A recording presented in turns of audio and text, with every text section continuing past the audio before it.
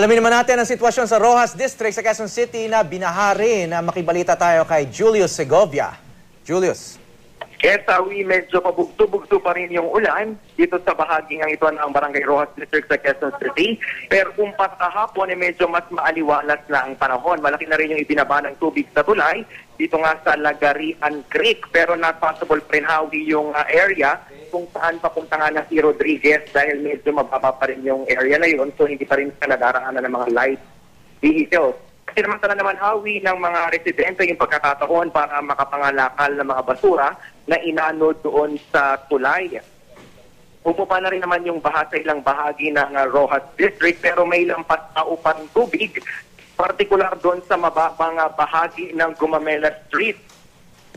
Pero Hawi, ang nakakalungkot dito, may mga ilang mga residents pa rin na nagsibalikan na doon sa kanilang mga lugar kahit gabaywang yung baha, pero nagbabala pa rin yung barangay captain ng Roxas District sa mga residente na maging alerto. Kahit doon sinasabi ng mga residente na tansado naman nila yung paglaki ng tubig, sana raw maging alerto sila nang hindi na sila mapulaga pa ng masamang panahon.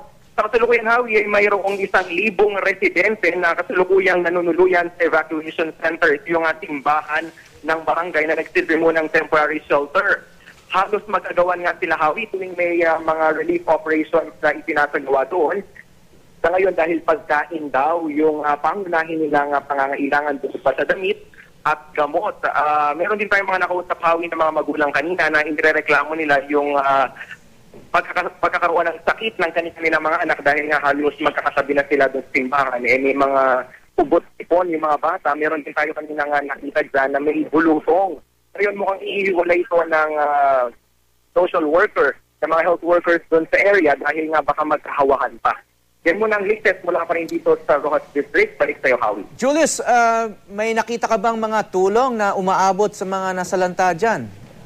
Actually, nakakatuwa, Hawi, dahil may mga pribadong sektor bukod pa doon sa mismong simbahan kasi yung Caritas Manila, kanina nakita natin na nagpaabot sila ng relief goods para dito nga sa mga residente na apektado ng masamang panahon sa bahaging ito ng Roxas District, Hawi. Okay, maraming salamat, Julius Segovia.